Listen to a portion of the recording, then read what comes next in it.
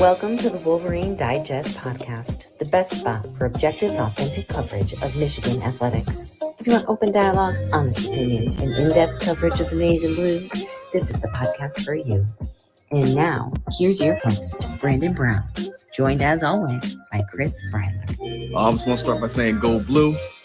Christopher, I've talked to you a little bit yesterday, a little bit today. I believe you mentioned a swimming pool, did you not? Oh, I did. I was actually in the pool yesterday, Wow. and I may have permanent erectile dysfunction. I mean, it was it was that cold. Like I had this, I had the solar cover on, and like the first, 2 to 3 inches in there, it was warm, and then by the time I got down to the bottom, it was. Wait. Are we talking about the depth of the? Yes, the depth of the pool. So the solar cover warms the top of the water, and I put my foot in. I'm like, you know what? I can get in there and vacuum this out. And then as I went down the ladder, it got considerably colder. That was the first 2 to 3 inches of water depth, not. Yes, no. Yes, to water depth is what we're talking about. The first 2 to 3. No. The erectile dysfunction and the 2 to 3 inches of water depth, that's completely separate. Although the paths did cross. I was going to say, I would expect the part further from the body to be anyway. Listen, I was in the pool vacuuming it. I was in there for maybe 45 minutes, frigid temperatures. Dude, I'm not shitting you. When I got out of the pool, I could barely walk. Like my legs weren't functioning. I couldn't feel my feet. I had to get into the tub, and like it was like the sensation of like prickliness coming back into my feet. I guess I went numb. I didn't realize there was a problem. We've barely hit 60 degrees. The temperature of the water was probably 40. It doesn't matter. I'm ready. I am ready. The pool is ready. I'm ready. You and I both, brother. I didn't know. I mean, we're 10 seconds in. We've got an erectile dysfunction mentioned, and possibly the length of Chris's manhood. It was an experience, but like I said, the pool's ready. Man, the weather's been beautiful. I talked to you the other day. I was wasted by 11 on Easter. I was out drinking mimosas on the back deck. It's been, high 70s, low 80s in some parts. I got sunburned. I got scorched on Easter. It's been a pretty good stretch for you, boy. Tim says, just so you know, you guys are live. You did hit the live button. Yeah, we're aware. We're aware. Actually, Tim, that's funny that you mentioned that. It's pretty much every single show we jump on here. Chris and I will get on. Sometimes it's just a couple minutes. Sometimes it's 5, 10, 15 minutes, and we'll just be BSing, kind of coming up with what we're going to say. Almost every time, both of us kind of have this moment where, like, this should be the show. Why are we not? Just go live. Yeah. Why are we not live right now? Right now, just hit the button. And so this is one of those moments. We came down here. We pretty much hit the button because we didn't want to be late. And ED, it is what it is. That's where we go. That's what we're talking about. I haven't tested it yet. I haven't. It just happened yesterday. So nothing significant to report on yet. But I'll let you know if there appears to be an issue. Well. That's good to know. And the weather, dude, yeah, it's been awesome. Obviously, phenomenal. Things are feeling a little different out there. This weather also indicates to us, Chris, though, that things are about to get even thinner when it comes to Michigan sports news and happenings and buzz and things for us to talk about. It's why we cut down to one show a week during this stretch. There's just, even today, it's like we're going to do way too early over and unders for the season. That's still 6 months away or 5 months away. We're probably going to do that several times before this actually starts. So we'll come back to it again, and we'll keep talking about whatever we can. But yeah, this warm front indicates that we're getting into the summer months, and we got to come up with something to talk about. It's coming today. Yeah. So everybody out there that's like, well, you can't talk about national champion stuff. It's April. Listen. This is what you do during this time. You got to fill it somehow. And so, for anybody out there, and I know there's a segment of the fan base that is truly 1 week at a time. You better go bury your head in the sand for like the next several months, because we're going to be talking, making predictions, talking about what other people like. This is what you do during the off season. Yeah, I mean, you kind of have to. We have a couple little basketball things to talk about, but then we're going to get into football, and we're 3 weeks removed, or a couple weeks removed from the spring game. It'll be a while before we hear anything about summer workouts and start to get availability again. I mean, we're talking early August for that stuff. Yeah, I mean, this is what you got to do. You got to manifest and come up, manufacture. That's the word I was looking for. Manufacture content. You got to come up with something to talk about. Something. And so we will do a little bit of that, but we're going to do just a quick touch on basketball. Chris, I think since we came on last week, Michigan got a commitment from Caleb Love, and that's a big one. I know we talked about Namari Burnett, and we're like, well, maybe a role player. Maybe he doesn't even start. Can he be a Chaundi Brown light? Can you get some defense and maybe some threes out of him? Caleb Love's a starter. Like, that dude's coming in.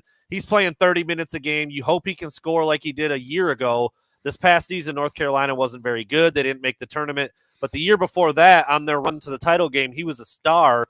I mean, this is a kid who can score 16, 18, 20 points a game if you give him the opportunity. So I still don't really know what to think exactly about the basketball team at this point. But Caleb Love, and getting a guy like Caleb Love in the fold is certainly a nice win on the – I think he was rated the top transfer available out of all players.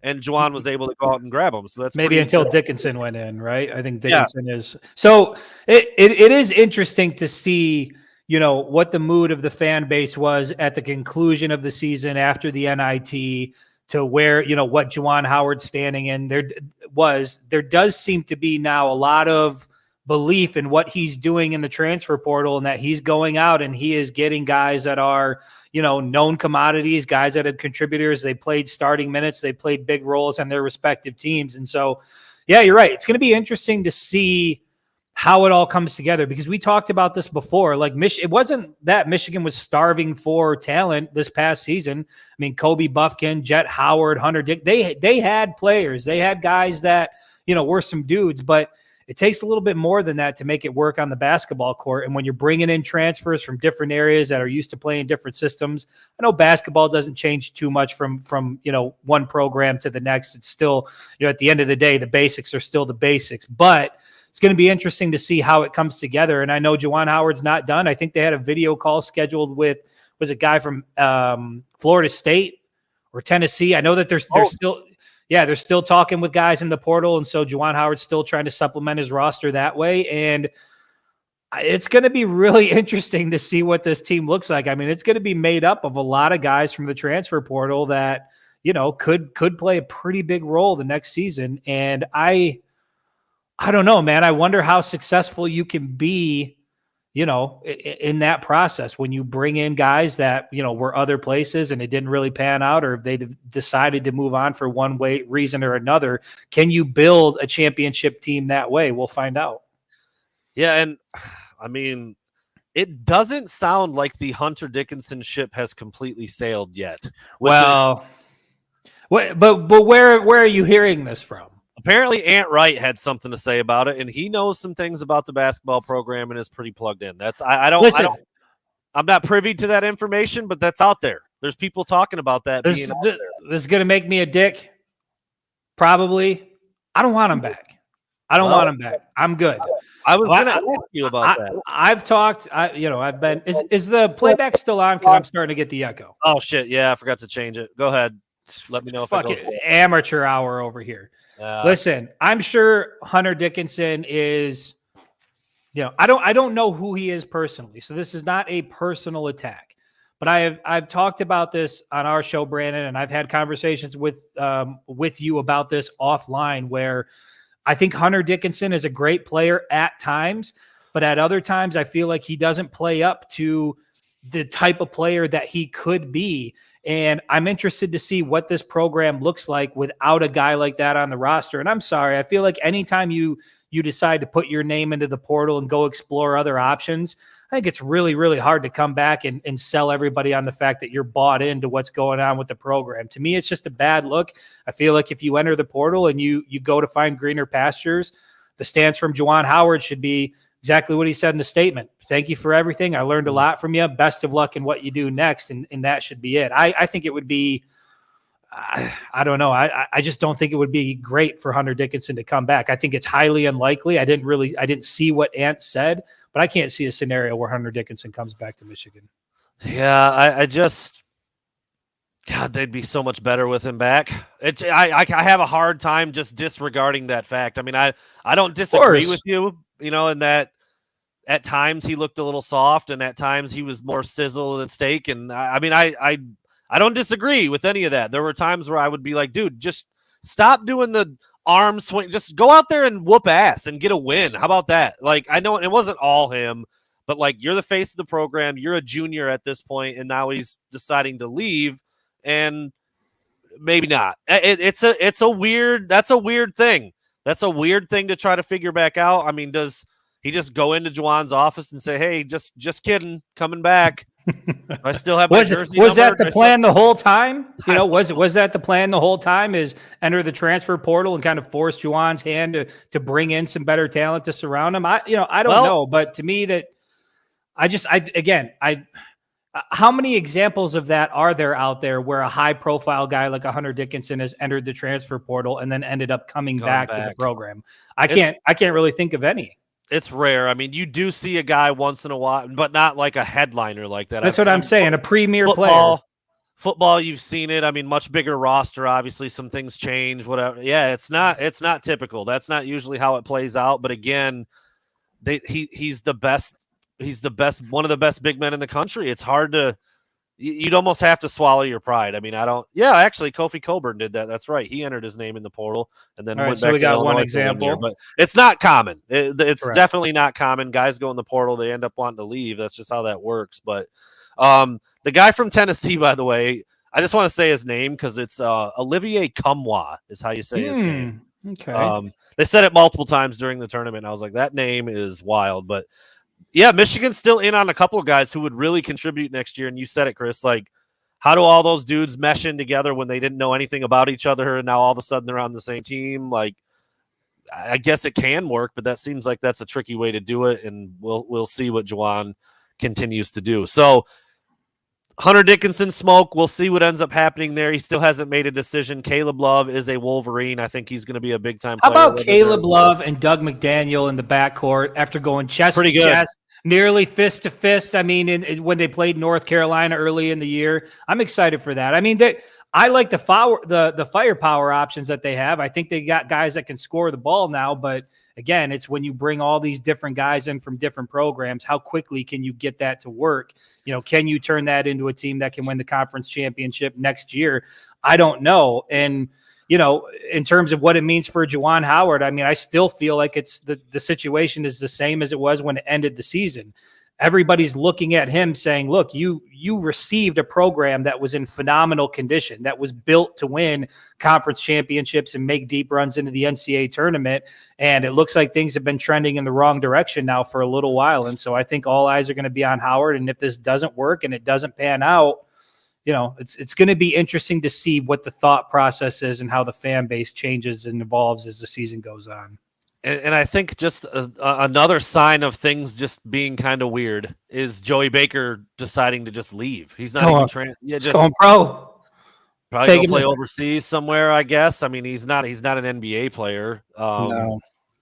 That's just weird. I mean, maybe that wasn't him. Maybe that was Juwan and the coaching staff having a real hard talk with him about like, look, man, you just didn't really give us what we thought you were going to this year, and let things fall how they may. But yeah, that's just another sign, in my opinion, that things are a little bit off. I mean, he was a decent enough player. He contributed off the bench. It wasn't a guy you need to get 35 minutes out of, but now he's deciding to just go play ball overseas or whatever he's going to do. And that seems weird. It's another thing I just don't recall happening very often, where a guy has a year of eligibility left, and rather than go, if he's not a surefire NBA guy, rather than go to another school and play, he's going to go play overseas. I don't know. It's weird. But that was kind of a guy I penciled in to at least contribute for next year until he decided he was going to leave.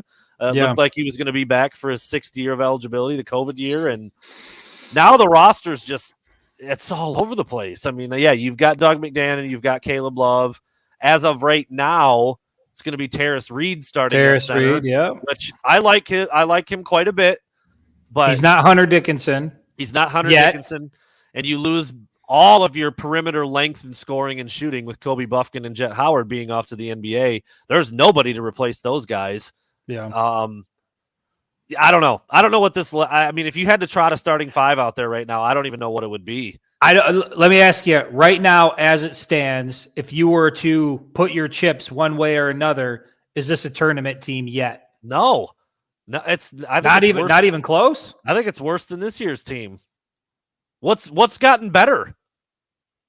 Well, see, I don't know. That's where team chemistry, I think, can make up for a lot. I feel like there was more going on behind the scenes than just, guys who weren't doing well on the court. I don't know if there was, and I don't want to speculate or throw things out that aren't true, but I mean, I've seen some things on social media and I think it was Cheddar had replied to something on social media and was kind of, everybody's kind of being cryptic about some things when Hunter Dickinson left. But basically what it said to me was there were more issues going on than most people are aware of. And so, I don't know what that means. Were there locker room issues? Is this team better off without Hunter Dickinson? I also heard when they took the team trip overseas that Dickinson really wasn't with the team. He spent a lot of time with his girlfriend. I don't know if that is true, but team chemistry counts for a lot. And I think if we've learned anything from the football program, when you have chemistry going in the right direction, and I think John Beilein had that when he was at Michigan. And so chemistry counts for a lot. And you can have a ton of athletes on a roster, but if there's no chemistry there, it's not going to work. Yeah, I was just trying to look. So Caleb Love. Oh, Trey Jackson. I forgot to mention him too. He's the 6'10", 210-pounder that's coming over from Seton Hall.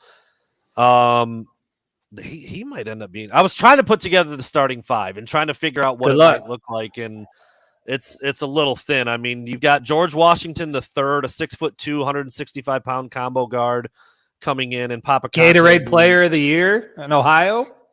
Yep. And then the 6'10", 215-pound center Papa Conte. I mean, these are two top 100 recruits. I mean, they're not scrubs, but they're also not like program changing talents. Like they're just not. They might contribute a little bit as freshmen, and then you hope that they stick around and look better as the years progress. But I don't think either of them are starters. So it's who's on the roster right now. This is what I have. And I don't know enough about Trey Jackson. I mean, I think he has some decent upside. He's pretty big. He's 6'10", 210 pounds. But he didn't play a ton of minutes for Seton Hall, and he didn't score very much. But point guard, Doug McDaniel. Two guard, Caleb Love. Small forward, Terrence Williams, if he's even on the team next year. There's been a little bit of speculation on that front. Power forward, it's either Will Cheddar or Trey Jackson. And center is Terrace Reed. I don't think that's a very good team. I don't know how else to slice it. I mean, I'm not going to bag on them and say it's horrible, but I don't think that's a very good. That would be bottom third of the Big Ten for sure. Yeah. You know? So I don't know if that's survivable if you're Juwan Howard. Yeah, I mean, if he adds another one of these, if you get that, whatever his name, Olivier Cumwa from Tennessee, maybe he's your power forward. He can score it a little bit better. I mean, if Terrence Williams is your starting three-man and that's he's playing 30 minutes a night for you, that's trouble, I think. Well, I don't know, man. You're certainly not alone in that thought. It's a thin roster. And not a lot of help on the bench. Not a lot of help coming off the bench. I mean, you don't have an instant offense guy. You don't even have really is there a backup point guard even on the roster? No, there isn't. I mean, unless Jalen Llewellyn is back. I know somebody mentioned that he might be back for another year, but coming off an ACL and wasn't amazing when he was playing. I don't know, dude. It looks like it could be a rough year. You add Hunter Dickinson back in the mix, it changes quite a bit. Yeah. Chris is ready to send him to the moon. I can see it in his face. I don't like it. I don't like it. And I saw somebody in the comments was like, well, he should be able to go and test the waters after this year. Bullshit. I don't really agree. You're the 7-foot center. You're the All-American. You can't. No, this is not. As much as it it feels like it sometimes. This is not the pro level where, you know, you've got an agent and you're out exploring different teams and trades and all this other shit. Like, dude, you're the marquee player on the basketball team and you've entered the transfer portal. Like I said, I feel like when you go that route, when you go that direction, you should just keep going that direction. Yeah, I mean, Hunter, you know, he just, you know, he conducted himself in a way like he was just built, born, and bred to play at Michigan, and he's all in. He's talking trash. He's public enemy number one for every other team that plays against them. And now he's leaving as a senior. You know, like I said, it turns out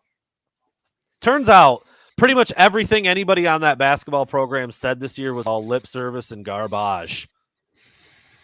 Like, yeah, I know. Maybe Hunter Dickinson, trying to convince yourself, you know. Hunter Dickinson himself was like, I know what kind of guys we got in that locker room.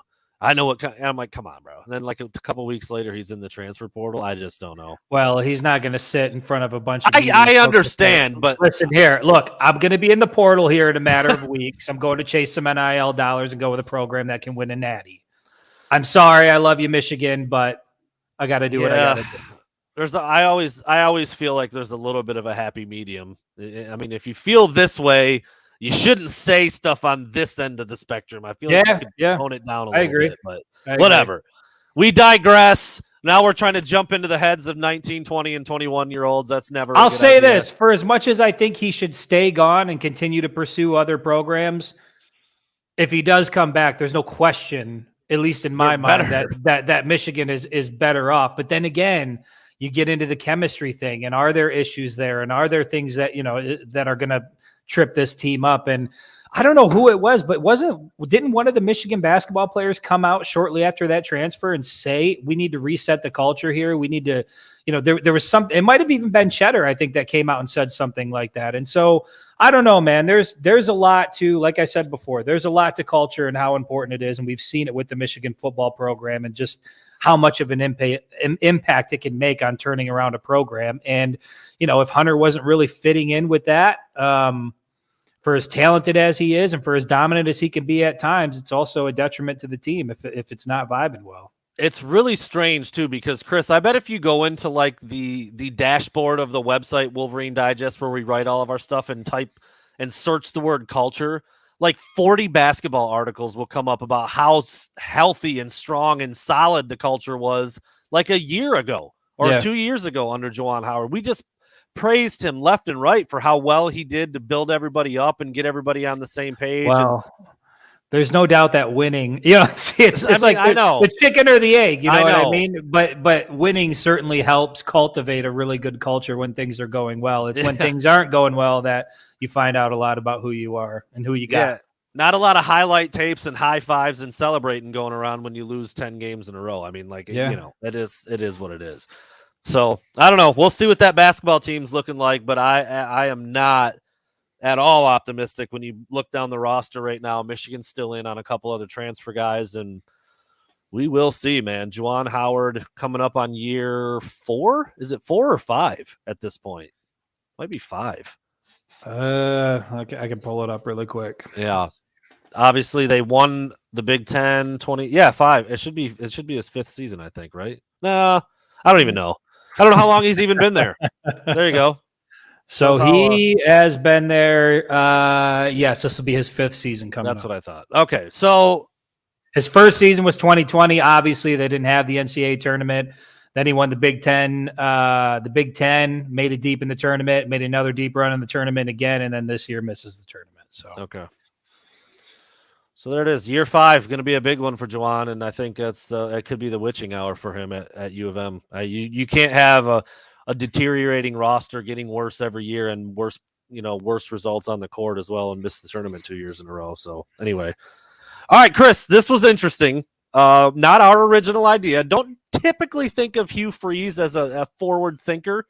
Well, forget about whatever you think of Hugh Freeze as a person or a coach. Like that's irrelevant to the topic at hand. Hugh Freeze, a little bit of a greaseball, little slimy, a little bit. But hey, he had an idea, Chris, and it grabbed you by the short and curlies, and you wanted to talk about it a little bit. Right by him. Yeah, I mean, We talked about it going into the spring game before it even happened, and we were thinking, what are we going to see? What's the intrigue going to be?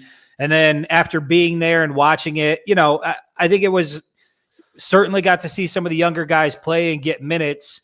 But, I think part of it was a cold day. It was rainy. The stadium really wasn't full. The seating was kind of wonky with the scoreboard construction that's going on. But in any event, Hugh Freeze kind of puts out this idea, and he's not the first one to suggest something like this, but he puts out this idea where, instead of it being schools playing against themselves in the spring games, that you should actually scrimmage another in-state program, and you could do it to raise money for charity.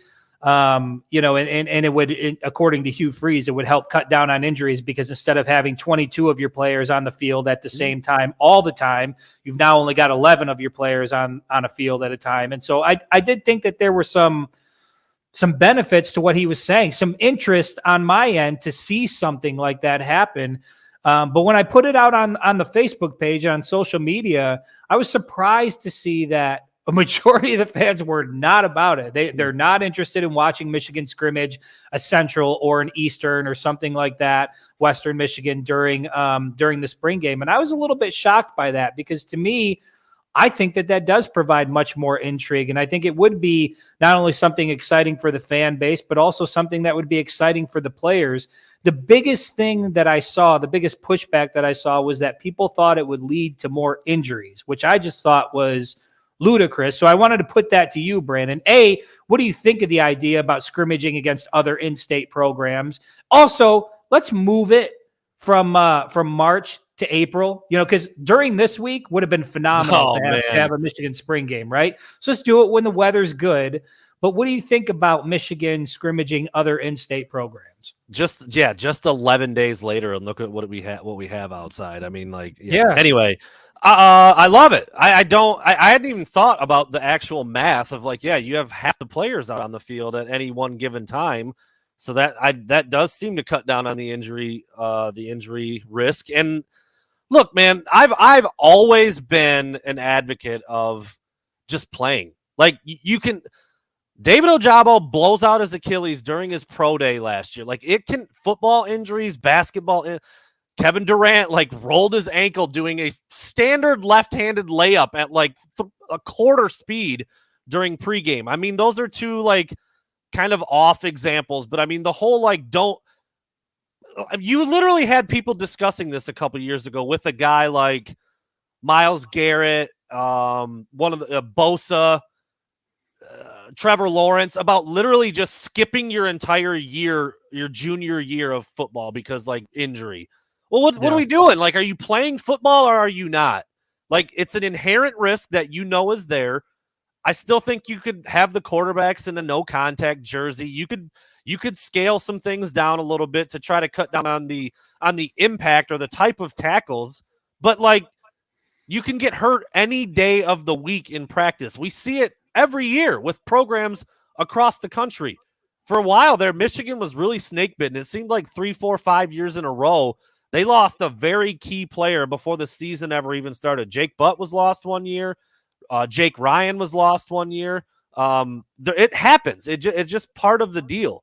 So I just have never been one to err on the not do it because of the injury risk thing. That just doesn't really resonate with me. You're playing football, man. You might get hurt. I think you can get just as hurt in practice as you could in a scrimmage. So that has nothing to do with it for me. And I love the idea of playing another team where you actually see something. I find myself instantly wondering if Jim Harbaugh would even do anything remotely close to what the regular season would look like, though. That would be my only problem, because you mentioned maybe now you charge a little bit of money to get in. Maybe it goes to charity. Maybe it goes to the other school. Or you don't. I mean, the charity aspect of it, whatever. I mean, to me, that's it would be great to do that, but you don't have to charge either. I mean, you could have, I saw somebody mention it, you could have a program like Ferris State come in and scrimmage against Michigan, a matchup that you would never see, but something that would just be fun for, I think, both sides. You get Ferris State fans in the big house. You have the opportunity to see something like that. And I think CJ said it in the comment section, and I felt like this too when people were talking about injuries. Oh, people are going to go harder because there's a different team on the other side of the ball. I feel like it's more likely that you're going to get hurt when you're going half speed and you're not really going full on the rep. Going And through the motions. correct. Just going through the Yeah. motions. You get lazy with your footwork. And I feel like that's when injuries happen. And in fact, I sent you a picture where JJ rolled his ankle during the spring game, just rolling out, throwing the football, rolled his ankle again, playing against his own guys. And then I went back and watched the spring game. And I can tell you, it sure as hell didn't seem like to me like they were taking it easy on each other. I mean, they were clapping pads, they were putting big hits. Orgy's putting big hits on. The defense is putting. Khalil Mullings is delivering blows.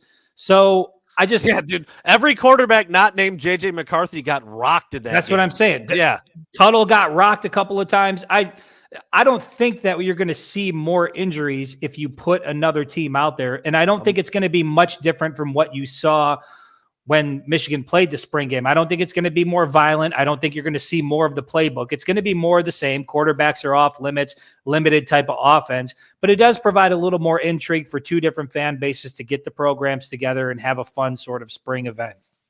and who's to say you couldn't still do the old school spring game? I mean, like do them both. Have a spring game where the 6th, 7th, 8th stringers get to play a few snaps and their parents can sit up in the bleachers and watch their kid play in the big house. But you also get a little bit of a spring tune-up against somebody else where your top 5 linemen can play and where you can have a little bit more of a quarterback battle against the defense that you know nothing about. I mean, there's a lot of advantages to it. I mean, yeah, I think if you do it with an in-state school or a lower program, they would be all about it. Those kids get a chance to come to the big house, play against some better talent. Maybe they feel a little bit disrespected because they didn't get recruited. I mean, I like that. all of it.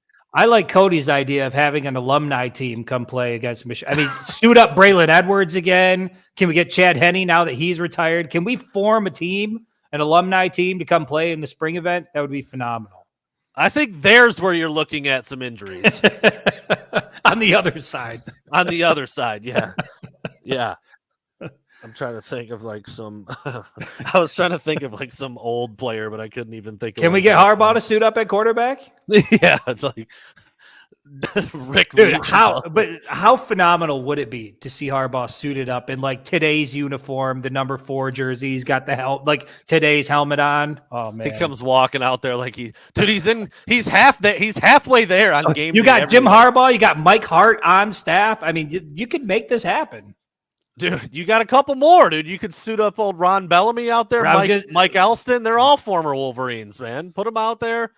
Let them figure it out. No, I think all the ideas could and should be on the table because the current rendition of the spring game is just not that cool. It's just not. Yeah. I mean, it's fine. It's better than nothing in April. I mean, I get it. We get to go to the stadium. Obviously, the weather sucked this year, so it almost kind of made you wish you didn't even have to go to the damn thing. But if the weather was nice, it's still just not that awesome. It's weird lineups. I went through a list of 15 guys who Michigan fans would pay to watch that didn't play. I don't know if that would change or, whatever Zach Zinner's dealing with that kept him out of the spring game. Would he suit up against Central? Probably not. I don't think so. I did see he had a wrap or something on his wrist in a recent event. So I think he's Blake Corum, Donovan Edwards. They're probably not playing no matter who it is out there in April. But JJ McCarthy played half the game. Yeah. No, I mean, I could get on board with that in a lot of different ways. I think you could make it interesting. I think you could figure out some stuff to make it appealing to the fans. And I think the bottom line is, for me, I don't think that doing any of these ideas is going to lead to more injuries because you and I are pretty much on the same page here. Whether you're playing against your own guys, whether you're in the practice facility and you don't even have somebody on the other side of the ball, anytime you're on the football field, running around, doing whatever you're doing, injuries are possible. I don't necessarily think that having a different opponent, a different school coming to the big house is all of a sudden going to have, Michigan football players being carried out on stretchers for multiple injuries. I don't see it happening. And what does Jim Harbaugh always say? You get better at playing football by playing football. I mean, he now granted, he did have a lot of guys out of that game, and I'd be interested to know. I mean, I'd be fly on the wall or see the medical report. How many of those dudes could have went if you absolutely had to have them? I think there's probably most of them. I mean, I don't know what the injuries were, but you saw Rod Moore running around. You saw Donovan Edwards running around. He looked fine. Yep. You know, I mean, if you need them in late November in the exact state they're in right now, they're probably going. And I don't think there's even going to be a decision. But at any rate, I see Cody's point. Yeah, everybody's starved for football by the time April rolls around. So you take anything you can get. Especially when you have a basketball season like that. And I do want to correct. I said March. The spring game didn't happen in March. It sure as hell felt like March, April 1st, which is pretty much March anyway. But move it further into April. I mean, even look at the weather forecast. Try to base it around that, because that was one of the shittiest days you could have had it. And you're bringing in recruits. You're asking families to sit in the stands for 2+ hours. The guys like me down on the field, right? The mistake police will get you 15 hours into the month of April. Sorry, everybody. But yeah. No, I mean, like, Michigan is not what you would call an early spring kind of outdoor state. It's not. I think they were the earliest spring game in the country. I think a lot of other ones are still getting ready to do them, like mid-April, late April, even Southern State. Michigan State hasn't had theirs yet. Ohio State hasn't had their. I mean, most Big Ten programs have not had their spring game yet. So it is a little bit early. I mean, there were a couple years ago where I think it was maybe 21. So it was just coming out of COVID when stuff was still kind of like canceled a little bit here and there. And they did another really early one and the weather was horrible and they just moved it inside and didn't even have one. I mean, why do that? why do it that way? Make it something cool for the fans to really want to be at. And I know if it had been on a day like this today, the stadium would have been a lot more full, but yeah, bringing in another team, dude. I'm for it. And bring in Central. Bring in Central Michigan. Yeah, fire up chips, baby. I'll be there with maroon and gold and bells on, dude. I mean, I'll be ready. But in all honesty, what's the big knock? Like, Chris, I'm sure you went through the comments a little bit. Why do people not want it? What's the reasoning other than injuries, which we've talked a lot about? What would be any other reason why not to do that? Injuries, hostility towards the other team. They think it would take on a different tone. I mean, there were some people that had mentioned, the guys out there are having fun with each other. It's a fun event, but I still think like even if you do bring in a Central or a Western or another smaller in-state program like that, some of these guys actually know each other and have relationships there. The coaches have relationships. And so I think everybody would have an understanding of what that game is. And it's not a actual in-season game. It's a spring event. It's meant to be fun. It's meant for camaraderie. It gives, a team that probably rarely gets to come into the big house the opportunity to come in and play. And I just think it would be a fun event. I didn't see it being this injury-riddled, fight-riddled sort of, event that would take place between two different programs. And to Hugh Freeze's point, it's not like this is a novel idea. This is a new idea that's not done anywhere else. I mean, you see it at the high school level. You see it in the NFL. You see other sports do this. So it would just be something nice to see happen in college football. I wonder if budget plays a factor, because we all know when a cupcake comes to get beat up on, they get a big sum of money. They get paid a bunch to come get beat up on national TV.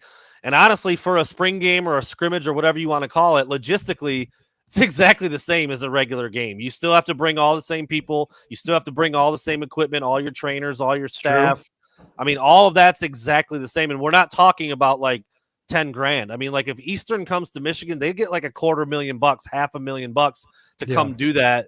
Suddenly you just take that off the table to travel them over for an afternoon of football that doesn't even count. I guess I just thought of that while you were talking. I don't know how big of a factor that is, but I would assume that would be discussed. So, I mean, it's not a perfect idea, but it certainly would be more fun to watch than what it is right now. I mean, I don't think there's any doubt about that. But, Hugh Freeze. I just want to be entertained, Brandon. That's all I want. I want to be entertained. Yeah. That's it.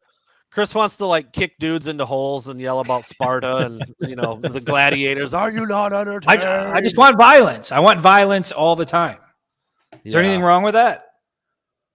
No, I don't think so. I mean, that's how I've come to learn about you, Chris. Some of the music choices. I've seen you fly off a couple times. Too much Nardo Wick in the car. Too much Nardo, dude. I'm scared to ride in there sometimes. Sometimes I'm 39 years old. I'm 39 years old listening to Nardo Wick. I've got to make some different choices in my life. Ask your girl about me, bro. She used to ride around with me in the car and listen to music that scares her, dog. That's Chris. Nardo Wick on blast. Oh boy. All right, Chris, you're gonna take the lead again here. What is it? You got a floor ceiling question that was just picking at your brain a little bit about Michigan's upcoming season. Yeah. We've talked about it a bunch. They're going to be favored across the board. They're loaded. So why I already know what CJ Frazier is going to say. Chris, why are you going to do the doom and gloom thing? Why are we even going to go there? I don't think it's necessarily doom and gloom. I'm just like, I'm trying to look, everybody seems to be in the same boat, generally speaking, that this is Michigan's best team. It's Harbaugh's best team, and big things are expected from this program. And it's not like it's out of the realm of possibility for things to not go according to plan. I mean, we even saw that in 2021 when Michigan still won a Big Ten championship, but went to East Lansing and shit the bed and ended up losing the game that they should have won. And so I found myself thinking, okay, we all think this is going to be a great season, potentially, perfect record once again through the regular season, which they haven't done since I think like the mid to late 40s, something like that. It's been a while since Michigan has had 2 undefeated regular seasons back to back. So what could happen based on the way the schedule lays out? What's the worst case scenario? And for me, for this team, and I know worst case scenario is you lose every game, but that's not realistic based on what the schedule looks like. For me, I see 4 losses as a realistic worst case scenario for this football team that would have them finishing at 9-4. And I have the losses coming at Michigan State, where Jim Harbaugh is currently 3-3 against the Spartans. And so, it wouldn't be unheard of. We know that the Spartans have a way of making things difficult for Michigan, even when they don't necessarily have great teams. And then you've got to go to Penn State, November 11th, late in the season. I know big noon kickoff plays a big factor in how these things work out, but I have a real hard time believing that that's not going to be a whiteout game, especially if the Wolverines are highly ranked late in the season. You're in Happy Valley. To me, that's got whiteout game written all over it. And then when you look at Penn State's home schedule, there's really not any other games that warrant that type of environment other than Michigan coming to town. So there's another potential loss. And then, of course, you've got the last game of the year with Ohio State. I know Michigan's been on a heater as of late. They've won 2 straight, but I have no doubt that Ohio State, they've got to get some things figured out at the quarterback position. They're going to get to Ann Arbor highly motivated. They're probably also going to be highly ranked and in the playoff hunt. And Michigan fans know all too well, Ohio State can beat Michigan. I get that we get lost in this fantasy world that the pendulum has now swung, but it could easily swing back the other direction. I mean, it's not like Ohio State is devoid of talent. They're going to come in and challenge Michigan. It's going to be a good game. So there's 3 potential realistic losses right there on the schedule.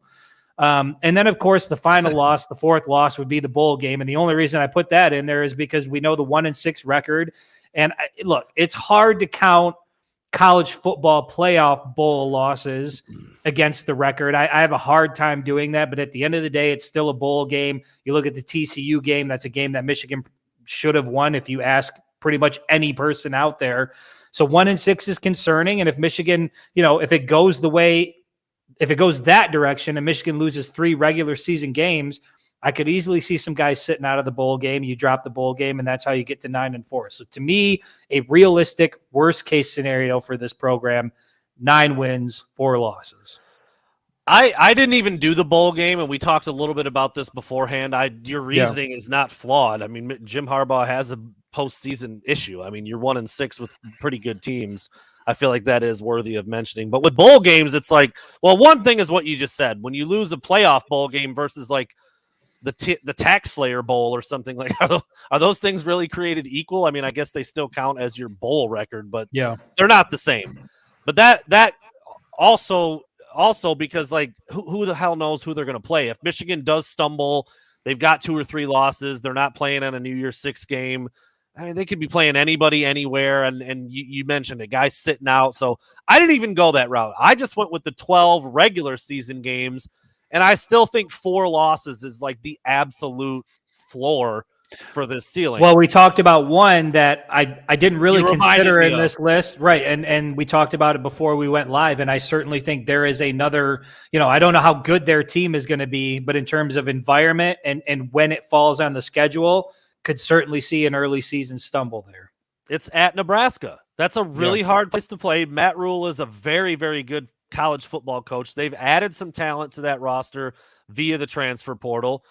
I'd pick Michigan to win that game 10 out of 10 times, but I think there's only 4 games on the entire schedule that even remotely you have to think about for a second as a possible loss. And I don't think they're going to lose any of them.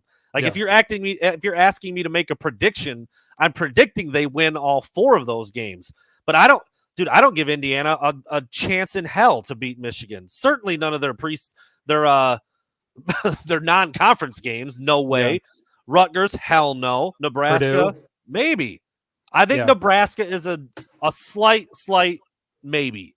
But I'd still pick Michigan to win that game 10 out of 10 times. Tough place to play on the road, and it's Michigan's first road game of the season. And a new coach for Nebraska. They're going to be as tuned up as you could possibly be. Followed up with, they go on the road to Minnesota the very next week. Any fear there about PJ Fleck and the Golden Gophers? No, they've Tanner Morgan's finally gone after like 100 years. No. Good looking guy though. Really good looking quarterback. I don't think they're very good. Indiana, no. And look, Michigan State, they're not very good, but that's at Spartan Stadium and it's Michigan State. I mean, I don't know what else we knew that last year. We knew that last year needed to be an ass whooping. I'm sorry. Close. It's 3 and I think it's 4-4. 4-4. They played more than 6 times. Yeah. Hold on 1 second here. I think it's 4-4. Let me look at it's 4-4. Okay, 4-4. I mean, yeah, Mel Tucker's not going to be afraid of that team, even though they're not as talented. They're not going to be as good. They're probably going to be double-digit underdogs at home. It's Michigan State on the road.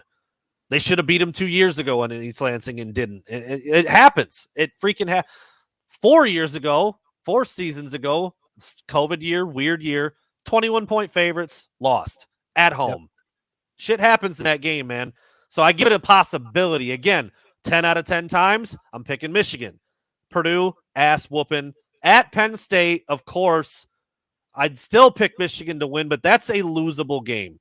That the season is about 2 games long this year. It's at Penn State and it's at home against Ohio State. Michigan State, I'll throw them a little bit of a bone. Nebraska, like a bone shaving, if that makes any sense. I'd pick Michigan to win all 12, but I think there's no way in hell. I mean, like the entire first unit could sit out for games, and I think they'd still only lose 4, like in the worst case possible scenario. So it's going to be another incredible year. I mean, barring something just absolutely absurd. Isn't it wild though? Even if the wheels come off, you're still talking a 9-win season. Yeah. I mean, that's where this program is at. That's the floor for this program now. Wheels come off, all hell breaks loose, and it's still a 9-win season, which obviously we know the Michigan fans, a 9-win season would lose their collective shit.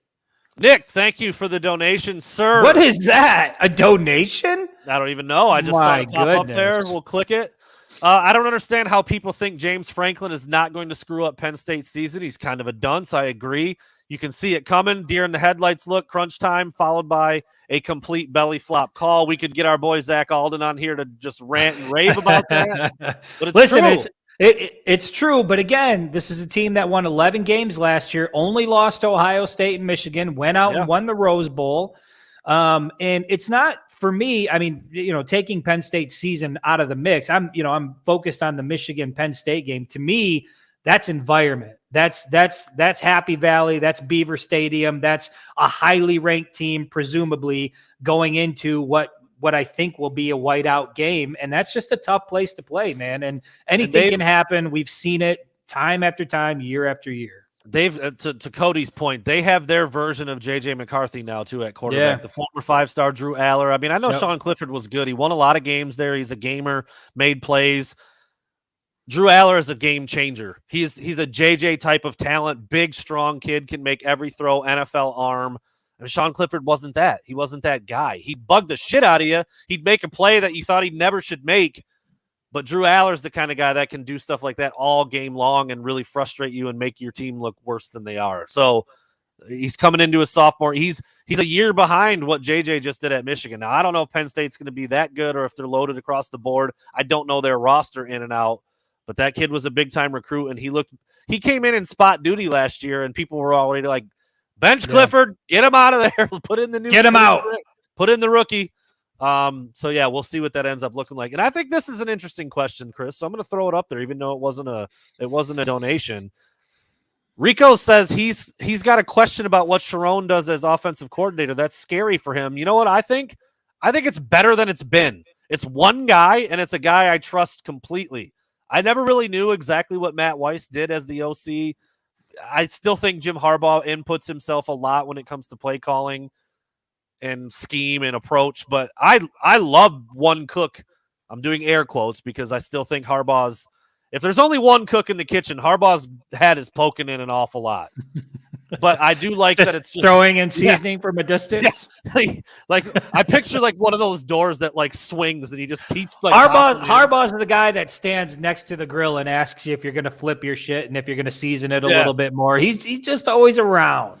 He's like, you gonna put you put some more Lowry's on that, or that's all. That's it. Oh, I do mine a little different. Oh, you're going with the cheddar. Yeah, that's the whole cookout. The whole cookout. That's Harbaugh.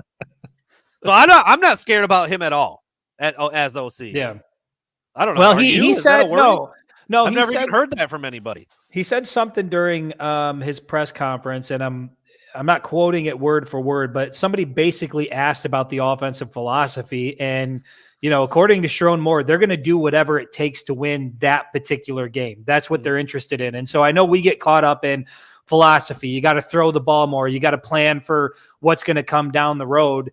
They truly seem to be adopting this game by game mindset. And if we've got to run the ball 40 times during a regular season game, that's what we're going to do to win that game. We'll address the next hurdle when we get to it the following week. But I'm excited to see what it looks like with Matt Weiss out of the picture, with Sharon Moore now presumably being the guy calling the shots. I'm excited to see what the offense looks like. But hey, Sharon Moore is also an offensive line coach. I know he's a big fan of running the ball, so I expect the brand of football to look pretty similar to what we saw last year. This is a very, very good question. Do you think Jim Harbaugh uses Lowry's? No. I think it takes away from the natural flavor. He prefers just the meat. He just rubs dirt on his T-bone. I don't know. That's all I use. It takes a little off the bottom of the cleat and just rubs it in. Sprinkles a little. He has a stockpile of grass from old Michigan Stadium before they changed it to turf. That makes more sense to me. Yeah. We've really painted him into being this weird guy. Do you think he's as weird as we think he is? Yes, 100%. I've heard enough like off the rail stories about dude. Have I told the one on here? A guy who knows a guy who knows a guy. I'll say it like that. Jesus. So I'm removing myself from it. Heard it from a friend who was driving by Harbaugh like in a parking lot and pulled in, like knew Harbaugh was maybe like a donor or something. I don't know. And they were talking through their windows. The guy driving was talking. Harbaugh was driving. You have told me this. The guy was telling him a story and he asked him a question or something. And Harbaugh goes, earwax, and then drives away. I mean, I don't. If he made that up, that's a phenomenal made up story. I choose to believe it wholeheartedly. So it doesn't sound too far-fetched. It doesn't at all. He might have been answering a question from an hour ago, dude. He does that all the time at pressers. We'll be 3 questions removed, and he'll go back and be like, "Hey," and he just blurts. He just starts talking again. But he's so weird. Damn likable. He's a likable guy. He's weird, but he's likable. You can tell when you're around him. It's just a fun guy to be around. Fun dude, guy. I can't tell you how many times, Chris. Every time we go to a presser, and I'll have like a little something in my craw about him. I'm like, Harbaugh. He just the offense or the calls or this, and then he's up there talking. He quotes something. He does this. He does some shit-eating grin. He goes walking off. I'm like, God damn it, Harbaugh. You got me again. He got me again. It just works that way like every time. So anyway, this is going to be a really good team, dude. We're going to have fun covering them again. And like I said, yeah, if the wheels just off, it's like 3 losses. Yeah. That's crazy. It's crazy. Yeah. Yeah, that just shows how good they are. I mean, I know people are tired of hearing about it, but perfection just seems like it's right there in front of them. I think it's all going to come down to that last game of the year. Was I not calling you like the Slurp God 3000 for 9-3 like 2 Yes. seasons ago? Yes. Yeah. Now look at us. Now look where we're at. Just 2 years removed. That's in Chris's cup is the giant blue and yellow Kool-Aid, by the way. Just a huge heaping glass. It's all I drink. On ice, shaped like little footballs, dude. He's ready to go, man. All right, last but not least, dude, we're gonna get into some over-unders. Been a minute. Let's do it. It's been way a minute. Too early. Do we want music? We usually do music. Or is it I don't know, man. I can't handle the echo. I can't even hear myself as it is. I just feel like we're a little boring when we don't have music for a fast segment. I don't know. I feel like it gets us. You know what? Roll with it. But there's a chance we're going to have to cut it. A very good chance we're going to have to cut it. I'm going to roll. It's over unders. It's specifically labeled for this this segment, and I like it. I like it. Holy shit! It's loud. I can turn it down a hair. How we doing? Go. All there right, we go. Chris, you and I decided to do over unders. I said, you know what, dude? Take offense. I'll take defense. No overlap. We'll go right through it. You want to get it started? Yeah, I'll get it started. So I'm handling the offensive side of things. I'm going to start off with, of course, the man at the center of it all, J.J. McCarthy. Completion percentage is what I'm interested in. So J.J. McCarthy last year finished with a 64.6% completion percentage. Good for number 32 in the country. I know he was really solid there. I think he was plus over 70 for a while. Finished at 64.6, number 32 in the country. For reference, number 1 was Clay Millen of Colorado State at 72.2%, and only 2 quarterbacks finished over 70% in 2022, Millen and Bo Nix at Oregon. So I've got the over-under for J.J. McCarthy completion percentage this upcoming year at 70%. Whoa, that's a pretty big jump. I thought you were near the top of college football. Does he get to that 70%? He's now a year seasoned. He's been in the system, expected to be better. Do you put him up there in that caliber? I'm going to go under just a little bit. I thought you were going to just take what he did and see if he improved on it. I thought you were going to give me like a 65er. I was going to go over that, but I'll say he's right around 68, 69, dude. Like right around right around there. I'm going to go under just a little bit. That's you get into the 70s, yeah, and you're elite. Best in the country. I mean, like it's hard to do. So I'll say under. That's fine. I don't think there's anything wrong with that. What do you think? Nothing wrong with that. Your own question. Yeah, I would probably put him 68 and a half, 69, somewhere right around in there. I do think he's going to improve. Like I said, he's been in the program now for a year. I think he's going to be better. But, 70% for an entire year, it's hard to do. All right. I went with I just love the way he looks in the 32 jersey coming off the edge. He looked fast. He looked explosive in the spring game. I know it was just the spring game. I don't even know what You've been a fan of this guy for a minute. Big fan. I don't know what tackle he was going against in the spring game. Might not have even been a guy who's going to play. I don't know. Jalen Harrell finished the year last year, Chris, with 3.5 sacks. Okay? It's not a lot. It's less than I would have thought last year. I'm giving him a big bump. Over under Jalen Harrell sacks this year, 7.5. Maybe his NFL coming out party. I'm gonna go. I'll go over. Wow. Over. I'm hesitant to go, but I think he's going to be the premier edge rusher, along with Braden McGregor, Derek Moore. Those guys are certainly in the mix, but there's something about Jalen Harrell where I just think he's a special player. We saw a little bit of it last year, and I think he's one of those guys that takes a big step forward this upcoming year. I'll go over. It's my own number. I have been a big fan of him. I'm still going to say under. If he doubles his production, he'll still be under. So I think he's going to be right there. I think it's 7 or 8 sacks. It's either going to be under by a half or over by a half. I will take the under, but I do think he's going to be very good this year. All right, let's flip it back to the offense. Talk about the running backs. Obviously, the best running back duo in the country. I don't think there's any question that Donovan Edwards and Blake Corum are the top running back duo in the country. Last year, they finished the season with a combined 25 rushing touchdowns, 18 for Blake and 7 for Donovan Edwards. So my question to you is over under. They had 25 last year. I've got it set at 29.5 for the two running backs combined this upcoming season. Now, obviously, Blake Corum had the injury. Donovan Edwards had to step in. 25 with the injury. Do they get to 29.5 with a healthy tandem?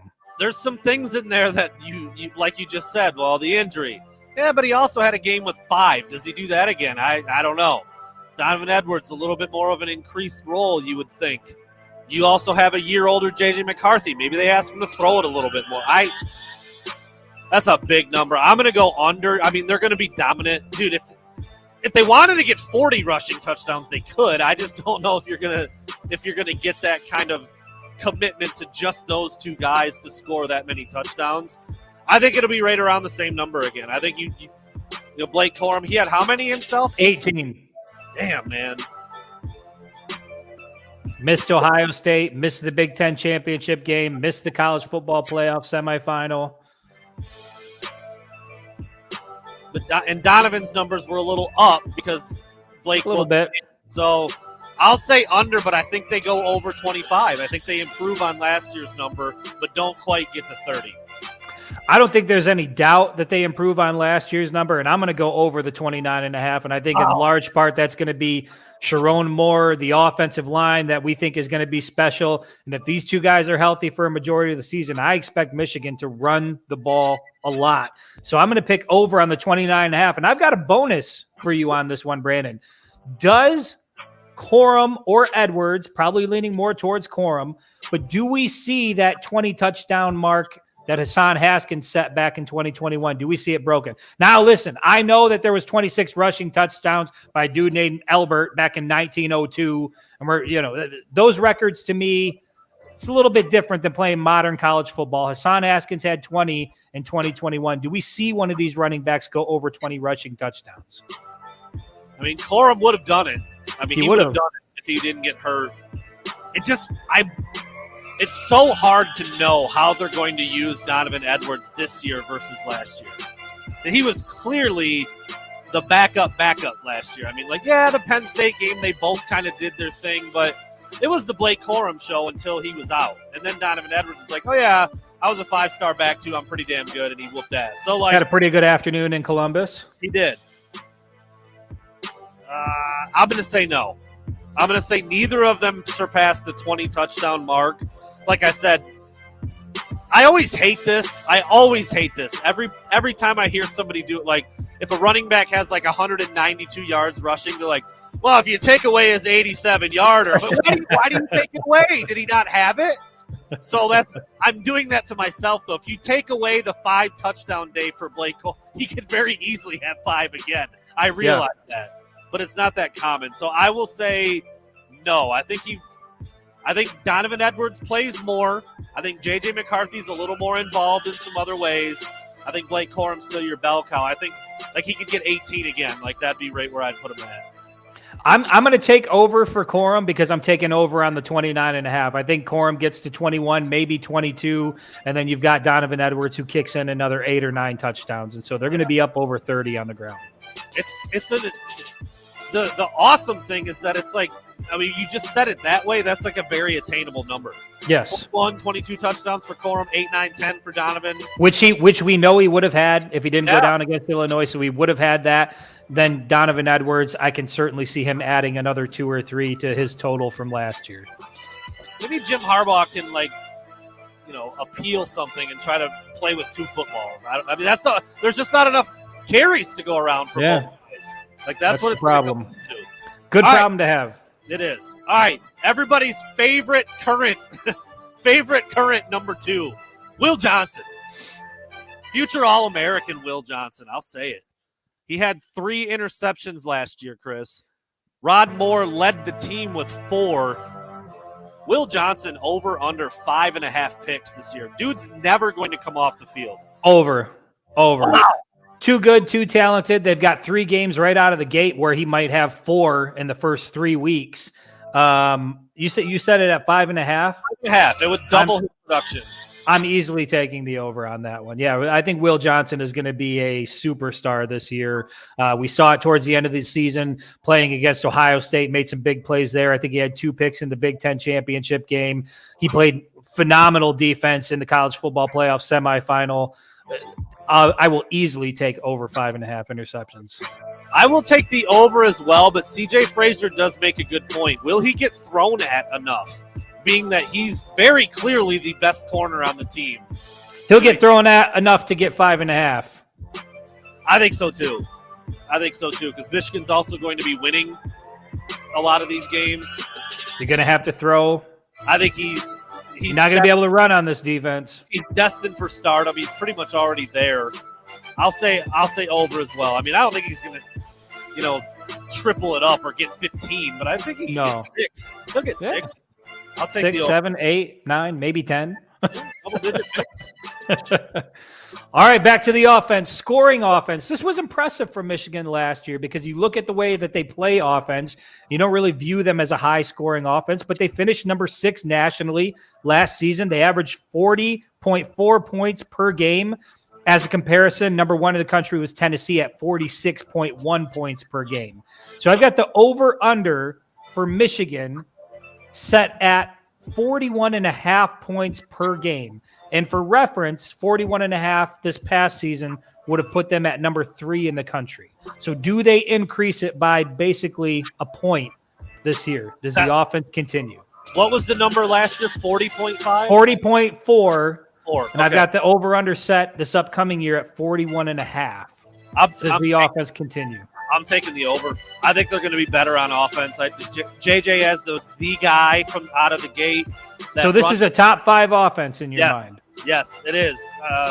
Versatile guys at receiver, guys that can do a lot. A more explosive tight end. You could make the argument in Colston Loveland, at least a guy who's going to get a lot of chances down the field and down the seams. And that running back duo. This offense is nasty. And the O-line is going to be loaded. And they are going to pummel teams, and they're going to run the ball 6, 7, 8, 9 yards a pop. They're going to be hard to handle. Every team in the country is going to have a problem handling what they do. This is one that I struggle with, man. I want to take the over, but I'm reluctantly taking the under. I just don't see Michigan.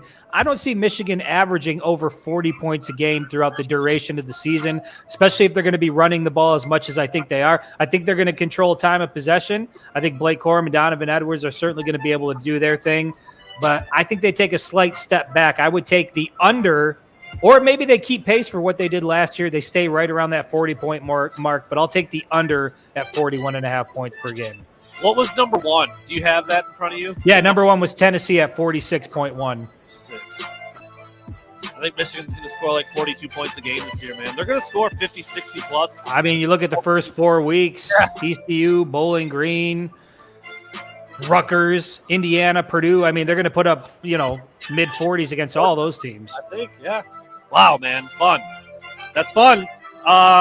On the defensive side, this one's going to give us a chance to talk about a newcomer, Chris. Last year, Junior Colson, as a sophomore, led the team in tackles. Extremely productive, dude. We've been impressed by him since he set foot on campus. We saw him up close and personal a bunch of times, and we're like, yeah, this dude's ready to make a lot of stops. And he did. He had 101 tackles last year as a sophomore. So I'm setting his over-under at 101.5. Basically, is he going to improve or regress on his numbers last year? And there's a giant X factor now, and his name is Ernest Hausman, because that dude is also a tackling machine, and he's going to be all over the place. I looked at a bunch of teams, dude. CU, Clemson, Ohio State, Alabama. Almost none of them had two linebackers with 100 tackles apiece. It's hard to do. Listen, Junior Colson is certainly good enough to do it, but when you add in an Ernest Hausman and you've got Nikai Hill-Green, we're not sure what kind of role he's going to play. You got Mike Barrett in the mix. They've just got some dudes at the linebacker position that I think are going to get minutes and deservedly so. So Jimmy Boulder, who played last year, the freshman. There you go. So so again, another position where they've got plenty of depth, plenty of guys that can contribute. I'm going to take the under, but not because he's not capable of it. I just think Michigan's got so many guys that can fill that role. You never know how like nagging injuries might play out. And because you are so deep at that position, if there's anything wrong with Junior Colson and he needs to sit a week or two, I don't think they're going to have any problem doing that because you got a guy like Ernest Hausman who's now stepped into the fold. So I'll take the under. I'm also taking the under, and I mean, all the stuff you said, I couldn't agree more. I think it's just about Hausman. I think the two of them are going to be. Dude, they're going to be so good. They're both so active, dominant, both so athletic, big. There's no weakness in either of their games. Dude, that linebacker core got a huge boost with Ernest Hausman. And then if you've got Nikai Hill-Green back healthy, he can run. Mike Barrett's basically a glorified safety playing lineman. I mean, they are fast, they're versatile, they're experienced. I mean, Hausman's the youngest dude in there aside from Rolder, and he's brand new to the program. He might end up being the best one in the room. They're loaded right there, man. Absolutely loaded. So I'll take the under because I don't think it's like you said, like there's not enough carries to go around for Edwards and Gorman. There's not enough tackles to go around for everybody. No doubt. Let's go back to the offensive side of the ball. A guy that I think everybody thinks is going to take another big step forward. Colston Loveland had a pretty good freshman year, finished the year with 16 receptions in 2022. For comparison, Luke Schoonmaker, who's now departed for the NFL, finished the season with 35, second leading receiver on the team. I'm curious how many receptions you think Colston Loveland will get this year, factoring in A.J. Barner is now in the mix and looks like a guy who could certainly play significant minutes and reps. I've got the over-under on receptions for Colston Loveland set at 25.5. He had 16 last year. Luke Schoonmaker had 35. Way over. I thought you were over. I thought you were going to give me like 35.5, and I was still going to take the over. So you don't think A.J. Barner is going to take a significant amount of those? You think Colston is the guy? I think Colston is the guy. I think he's going to. You would have taken over on 35.5? Yes, dude, I would. Wow. Okay. I would. I think he and JJ are going to have something. I think JJ showed that he believes in him maybe more than anybody else he throws the ball to. That back shoulder double coverage over by the pylon against Purdue in the Big Ten championship. Impressive. Absurd. That was absurd. If he's got that kind of trust in that kid as a freshman in that game with a veteran guy like Schoonmaker on the roster, and a guy in Eric All who you thought was going to be your number one tight end to start the year, dude, he's catching some balls, bro. He's going to have his hands on a lot of them. Way over. I'll take the over on 25.5, but I don't think he gets to Schoonmaker's 35 receptions. I think there's going to be some other guys that are in the mix as far as wide receivers go that are going to take. Roman Wilson, I think, is going to take a big step forward. Darius Clemens, I think, is going to take a big step forward. I think the offense is going to be a little more dynamic in how they use the wide receivers. So I'll take the over on 25.5, but I don't think he gets to Schoonmaker's 35. I think he's going to be really good. I think he's going to be really, really, really good. I think he's going to be going to be in the discussion as an early entrant as a junior to go pro. And that doesn't happen with tight ends like all that much. So, yeah, he's freaking good, man. He's going to be solid. Back onto the defense. We're going to go with the big boys up front. That defensive line also deep. 2 deep at both interior positions. 2 deep at both edge positions. Like 6 deep at linebacker. The defense is stacked. And one of the guys that everybody's really keeping an eye out on, especially since word got out that he was the number 1 overall pick in the spring game draft, one Kenneth Grant. Just your standard 340-pound dancing bear, no big deal. I'm curious about how much he's going to be on the field. Okay, I got quite a few numbers to throw at you, so try to just keep track here. All right, here we go. Last year, Kenneth Grant played 104 snaps as a true freshman. Mason Graham, fellow true freshman, played 303, almost tripled him up. Chris Jenkins played 536, And the interior lineman with the most defensive snaps was Mozzie Smith with 632 snaps played. It's like 4th or 5th on the team, I think. The DBs played 4, maybe Junior Colson, but like that's a lot of snaps for a 330-pound dude. Kenneth Grant, obviously his role is way up this year. Again, Kenneth Grant played 104 snaps last year, so I'm going to give you Kenneth Grant over under 500 snaps. That's less than Chris Jenkins last year and 130 less than Mozzie Smith last year. What kind of role do we see for that big fella? I mean, and again, how much stock are you going to put into it? Number 1 overall pick in the spring game. I think they expected him to play a lot of minutes. We talked to Mozzie Smith about what type of impact he thinks he's going to have, Kenneth Grant is going to have. He thinks he's one of those dudes that, again, is going to take another big step forward on the D-line. And to be honest, he's a guy that needs to be out there a lot. I mean, he's a guy that's going to fill a lot of space. And so I think, what was the over-under you said at? 500. I'm going to take the over. I'm going to take the over because I think they're going to need that out of him. I think he's going to have to play that type of role on this defensive front. So give me the over.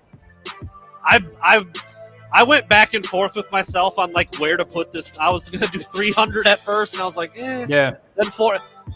I mean, there were 2 defensive linemen who played more than that last year, and one of them's gone, and that's Mozzie, and that's the exact position that Kenneth Grant will play. So I see a path, but as a sophomore, is he strong enough? Is he conditioned? And Mozzie Smith conditioning, right? As a sophomore, no way. So I think I'm going to take the under, but I think he's going to like quadruple his production from last year. He played 100 snaps.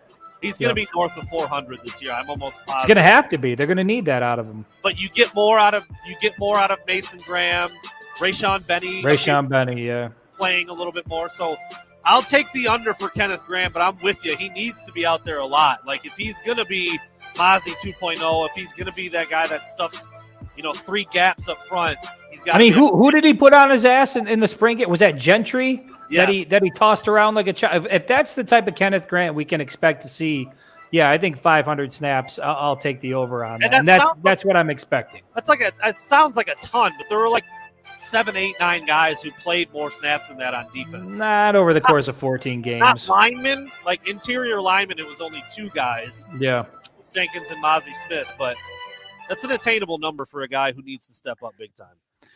All right, let's switch it to the offensive line. We've spent a lot of time talking about how good we think the offensive line is going to be. NFL caliber line, depth like crazy all across the board. The Michigan offensive line in 2022 allowed 17 sacks. 17 sacks up front. Joe Moore Ward winning offensive line, best offensive line in the country, best center in the country. They returned Keegan. They returned Zinner. They've got Barnhart, Trente Jones. They've got the transfers that come in. We expect that this offensive line is going to be solid. I've got the over-under for sacks allowed this upcoming year at 10.5. And for reference, can you turn the music off? I'm getting the feedback. Getting the feedback? All right. For reference, Georgia, which was not number 1, Georgia allowed 9 sacks and ranked number 4 in the country last year. Michigan allowed 17 sacks. So I've got the over-under for Michigan for this offensive line set at 10.5 sacks. I think it's only fitting that I'm going to take a little bit of a shot here. I think like 3 or 4 of those went to Cade McNamara in like 6 quarters of football, if I'm not mistaken. I expect J.J. McCarthy to have even more. He got sacked a lot against Hawaii when he came in for mop-up duty. I know. So I think J.J. McCarthy is going to have much more.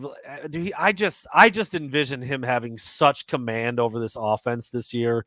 We know he's poised. He doesn't get rattled.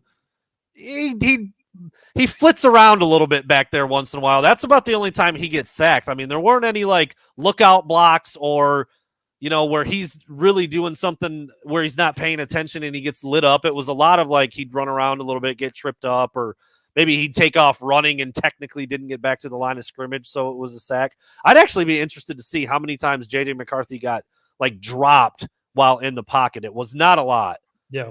So I will take the under. I think that offensive line is going to be really, really good. I think they're going to be even bigger on the ends at tackle, potentially, depending on who starts, which makes it harder for edge guys to get around.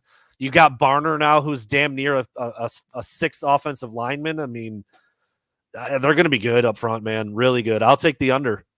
I'll also take the under. I think they're going to be right where Georgia was this last year.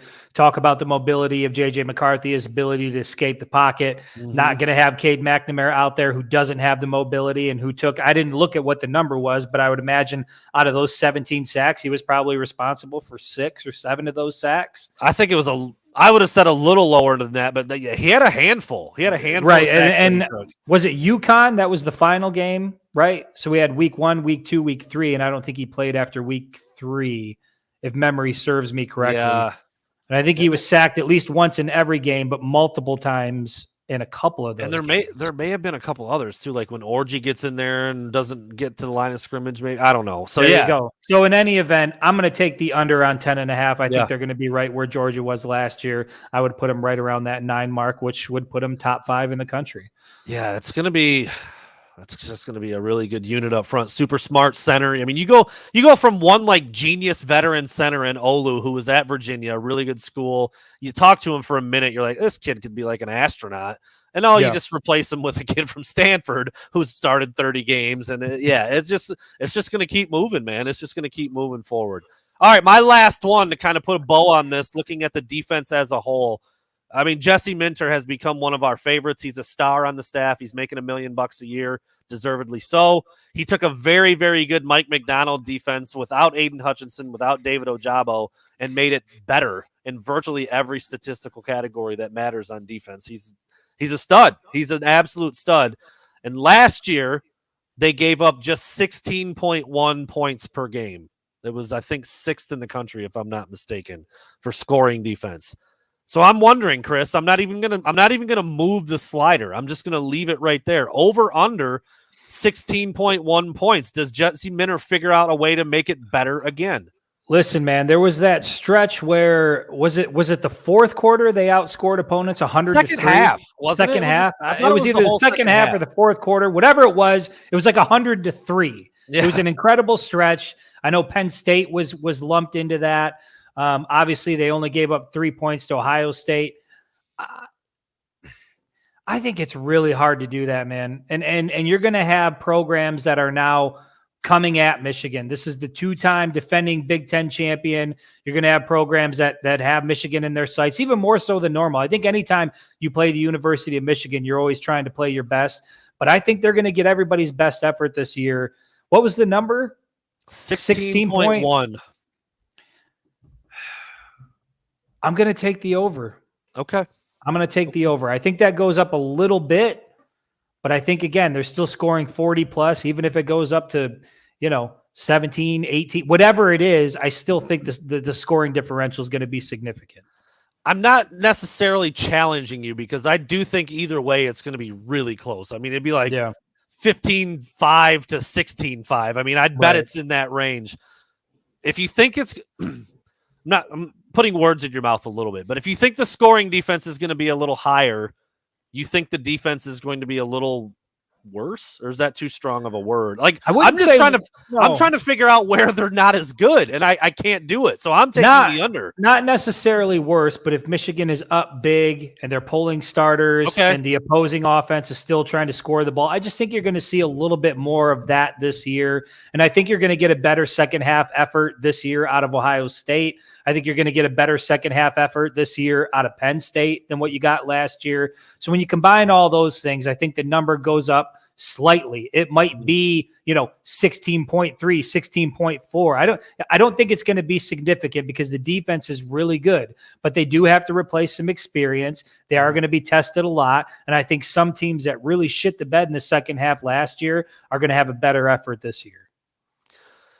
It's a lot of what ifs, but I mean, you could you could very easily say just as simply, well, Michigan will be better in the first half this year instead. Sure. Which is certainly possible. I'm with you. I think you could probably set it at like a point. Like 15-5 to 16-5. I'd put a lot of money on it being in that range. I'm going to take the under by a hair. I think Jesse Minter is going to be cooking. Remember, dude, last year was his first year doing it. Like that's incredible. If you really think about it, if you look back at how good Mike McDonald was and how everybody was so excited about that unit, and then Aiden and Ojabo and Dax Hill, and then they lose those three guys. What are they going to do? How are they going to replace all that? And it's better. It's better in sack totals, points per game, yards per carry, like all the major metrics on defense. It was slightly better last year than it was the previous year under Mike McDonald. I think Jesse Minter continues to figure it out. I think he improves on it again. We've talked about the depth everywhere. It's literally the only it's the cornerback opposite Will Johnson is the only question mark, and it's not even that big a one. I think it just speaks to how good they were last year. I mean, it's really hard to take another step south of that number and continue to improve. I know they kind of shit the bed against TCU, but prior to that, they were shutting everybody down. And so, yeah, there's a couple games, Ohio State and Penn State in particular, even Michigan State. I think you're going to get more points in the second half. I think they only gave up 3 points to the Spartans in the second half. 3 second half points to Penn State. And then what was it for Ohio State? Ohio State scored, was it 3 the entire second half, or was it 3 in the fourth quarter? I can't remember which it was. I think it was fourth quarter for Ohio State because they I'd have to, and then I don't think it was Michigan State because Michigan won that game 29-7, so they wouldn't have scored 3 or whatever. I don't know. But the point is there was didn't give up many. Correct. I think that those 3 teams in particular are going to score more points in the second half, and I think you'll see that number go up a little bit. Yeah, a little bit. I mean, it's a fantastic number. I mean, it's almost like clockwork. If you have a team that's top 10 in offense and defense, they're making the playoff, or they're one of the elite teams in the country. And you're playing those games away from home. You're going to Happy Valley. You're going to East Lansing, and so there's some factors there. Yeah. I think worse. The defense is going to be worse. I think that's a little too strong. I think they're going to be just as good as they were last year, but I do think that points per game number goes up a little bit. Wrong button. I was trying to close us out here. Trying to do another intro. Yeah, we'll just go another hour and a half. Let's do it again. Jeez Louise. There it is. Hour and 27 minutes, Chris. We didn't really have a show tonight. We're like, figure it out. It's kind of how it always works. Well, if you talk enough, something happens. A show happens. A show happens.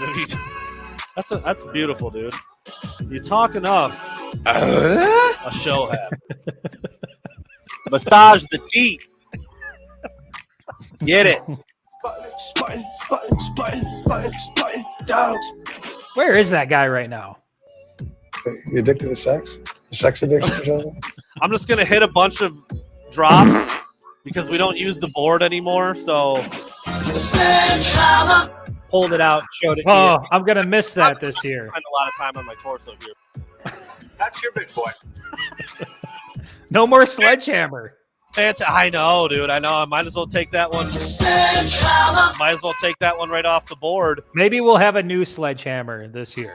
Yeah, if you guys missed the beginning of the show, go ahead and go back. Chris talked about his man parts. I mean, there was erectile dysfunction. We talked. It was no more tattoos of Michigan. Listen, Michigan's now winning. They're doing really well. That was if they made the college football playoff, which was nobody saw that coming in 2021. So no more ink for me if they win. I'm expecting them to win. Maybe a tattoo this year if they lose 4 games. Don't you put that on me. That would be the most miserable tattoo ever. Oh yeah, that would suck. That's true. It changes the mood entirely. All right, everybody. Entirely. We'll see you on Wednesday, man. And women. Man and women.